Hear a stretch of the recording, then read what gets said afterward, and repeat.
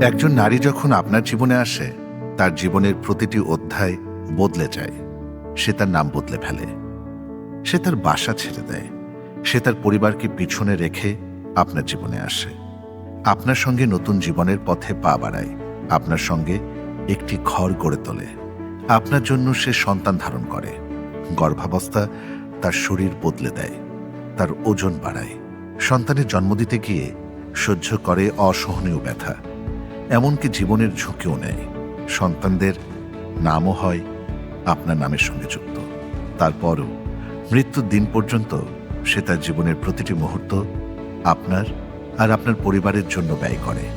আপনার ঘর গোছানো, রান্না করা, আপনার বাবা মার যত্ন নেওয়া, সন্তানদের বড় করে তোলা, আপনাকে পরামর্শ দেওয়া, আপনার জীবনের প্রতিটি কঠিন মুহূর্তে পাশে থাকা, আপনার পরিবারের প্রতিটি সম্পর্ককে ধরে রাখা।